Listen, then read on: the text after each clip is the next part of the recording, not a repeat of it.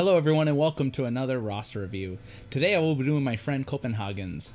Before we start, I just want to say that if you're enjoying this video, don't be shy to give me a like down below or leave a comment. If you don't like it, give me a dislike. Tell me why it sucks. I'm looking to improve and it really helps a new YouTuber like me. So anyway, he is mostly free to play, he said, spending on average, he said, about $10 a month, unless there's a really good offer. And he is doing Doom 2.0 right now. So he's just over 13 million TCP, which isn't bad at all by any stretch. War MVP, well, he's not my highest, but he's definitely better than some of the guys we've seen previously. And it looks like he's destroying me in Arena. Good for you, man, maintaining that 1. If I can get below 50, I'm like, that's like a victory over Satan, so good for you for that. First thing to point out, there's a bunch of different mindsets for using your teal gear right now, where some people are of the mind where I am going to do 5 city because that's the first 3 nodes after you get through the generic ones, and there's the mindset where it's going to take me forever to get in, I'm just going to do it to the characters that are going to help me the most. And I think you did the latter. Nothing wrong with that, I'm just pointing this out, so I think this is why you've geared them up. They're all good choices in DD3. He's very expensive and he takes Mystic gear. And Icarus is really good, so I mean, I like to see you pull that 6 red too. That's awesome. And Shang-Chi is probably one of the MVP on the skill team. So good. I mean, that's looking good. The next thing though is Ghost. I like that you have 6 red on her. It's a shame that you don't have her at 7 yellow. My question for you though about this is, was this a decision you made on your own, or is this some data that prompted you to make this decision? Because, I mean, like, she was really good in Dark Dimension 4, for sure. I mean, Dark Dimension 3 as well. And I imagine she'd be good in 5. Just my only concern with her is where you're going to use her after. With 6 red, you might get some use out of her in the tech raids, but she's really squishy. I personally had a 7 yellow, 5 red. And she was just dying all the time. As soon as I could, I replaced her with my Lady Deathstrike that was like, she was either 3 yellow or 4 yellow, and Lady Deathstrike not only did more, but lasted longer. She does still have a neat kit, this Ghost. I enjoy it, like the speed bar rewind, the double tap, the extending all the debuffs. It can be really good. It just, if you look at like the Doom nodes, most of the people you're using don't really leave debuffs, so she's not really extending much. I mean, the percentage-based damage is nice, but I hope that she works out for you in the Doom raids. Let me know how that works out for you. But, I mean, everyone else, I mean, you know, I'm guessing that your symbiotes you invested upon once upon a time. Oof, Psylocke. No, I haven't seen a Psylocke that big, well, ever. I mean, she's bigger than your Omega Red. No, that's because she's 7 yellow, 7 red. That's what happened there. But, I mean, this could be a really old decision. I'm not going to hold that against you. So, I mean, I hope that you get some kind of a rework and you can start using her again elsewhere. Oh, you got Scarlet Spider. So you're already in Dark Dimension 5. Good for you. Oh, 7 red. Yeah, that's sweet. I mean, you got a lot of good red stars here, I'm noticing. So, I mean, that's sweet. It looks like you're just getting ready for Ghost Spider as well. That's good too. They're a good pair.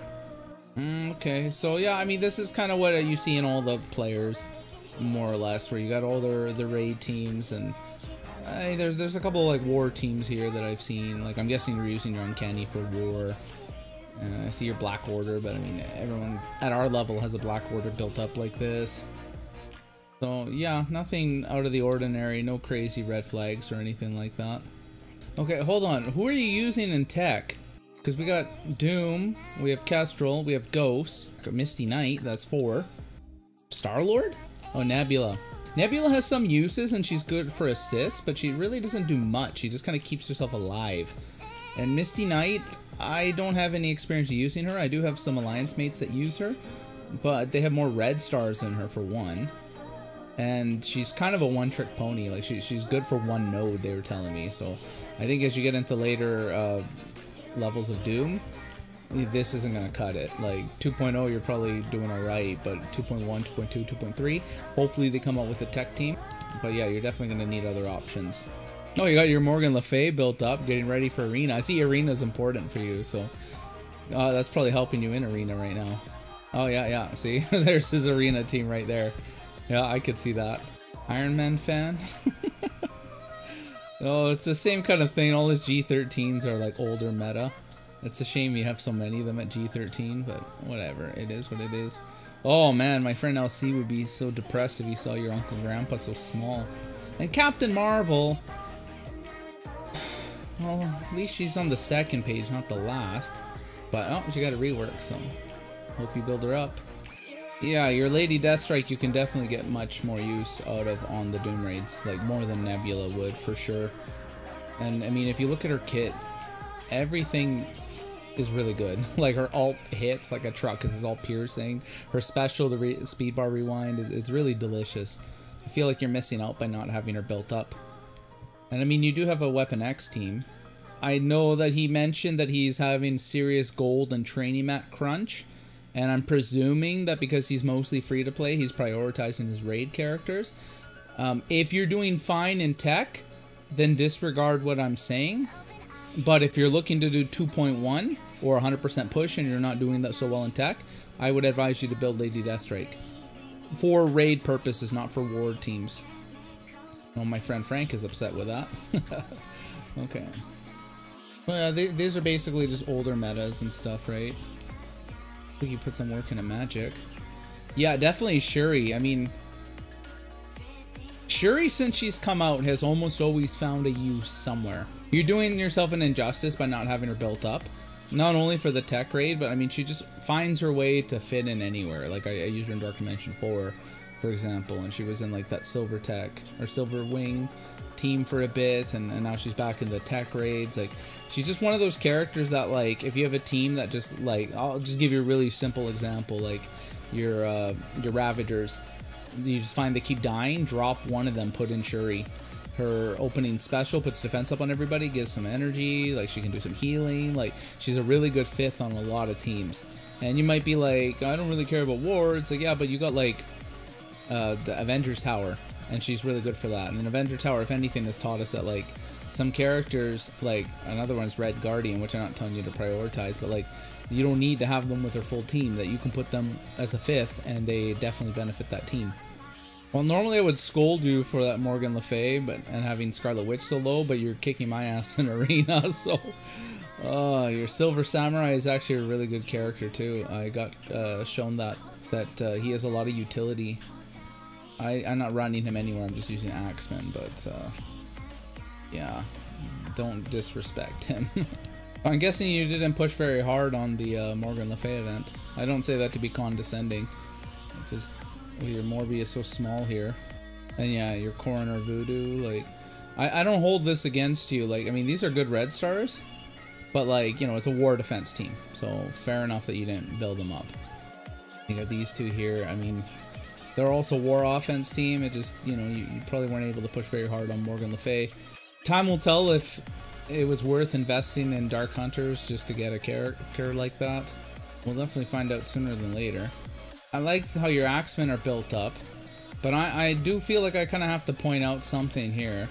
So when I was doing 2.0 back, and I don't remember how long ago, I was kind of limping along with like a really weak Axeman. I think I had them all at G14 level 80, and I started to gear them up to gear 15, and then they were starting to kind of make it. I didn't have their red stars very high either. I just kind of got them to where I needed them to, and then I moved on. And like, I feel like you kind of over invested in your Axemen at the point where you currently are in the game. And I'm not saying that to like try to, you know, crap on you or anything like that. I just mean like you might have been able to put these resources in another team. And this is kind of a trap that gets people, which is why I'm pointing this out, where they think like, oh, this team is really good, I gotta max it out. You take like Weapon X right now, I mean, you're gonna use them in Dark Dimension 5, I'm guessing that's where you're building them up. But like, you take Weapon X, where I got alliance mates that have like 1 million, like 1.1 million Weapon X teams, and they use it to punch down 400k on Heroes for Hire. And I have a 600k Weapon X team, and I use it to punch up 500k. So like, it's a bit of a trap where you think like, oh, this is a good team, I gotta max it out. Where it's like, no, if your team is doing what you need them to do, max them out. Now with that said, maybe you were getting the worst RNG in your life, and you were on the side where you had to start with mutants, and you're like, forget it, I'm maxing these guys out. Not holding that against you, just that was the one thing that caught my eye, because I see these guys really built up, and then I see your web warriors are kind of like, aside from, you know, these two, the rest of them are kind of peasant-y. Like he's G13. And your Miles is bigger than your Spider-Man for some reason. And then Spider Junk is also G13.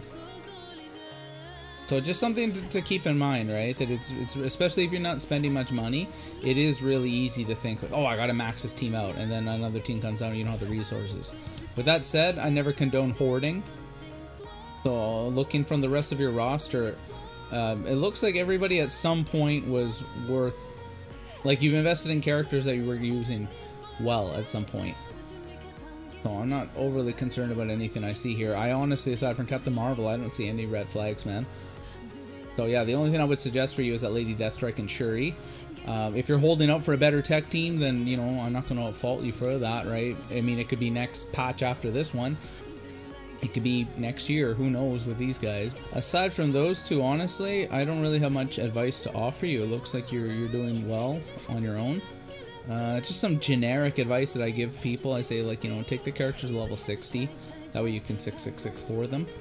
Right? You're at a big enough TCP where you should be able to get into the 100 shards on an old character that you don't have maxed out. And seeing as how you have about half your characters at 7-star, I'm sure that there's some cases where you could, let's see. Yeah, there's some cases where you could max them out, but you're choosing not to because, you know, you don't really need a 7 yellow goblin or 7 yellow cable. Like, I can understand that, but regardless, your characters could benefit from this. Like, for example, if Multiple Man gets a blitz, you know, 100 shards would do you well. If you're going to do the top, is it 1% for him, you'd max him out, and you can use X Factor very well. X Factor is really good at keeping relevant, that they've almost always been able to counter something. And like even now, you can still use them to fight Young Avengers. So you wouldn't go wrong with that. So what I'm recommending is that for blitz purposes, you know, going in from 50 to 60, and I know that you got a gold crunch, what I would recommend to you is that, like, 1 week, like once a week, I don't know, take your Shuri to level 60, leave her there. And the next week, take your Red Guardian to level 60, leave him there. Like, just do a little bit like that. Eventually, you're going to go through it, and you're not going to have any of them below 60. So, with this said, I'm not telling you to, like, take up your Hydra Grenadier or your Kree Reaper or, like, whatever, right? Like, some of these characters are just going to stay there. Like, Yelena, if you're not using skill military, she's not really going to do you any good. So, I wouldn't tell you to take every single character you have to level 60. That's a lot of gold.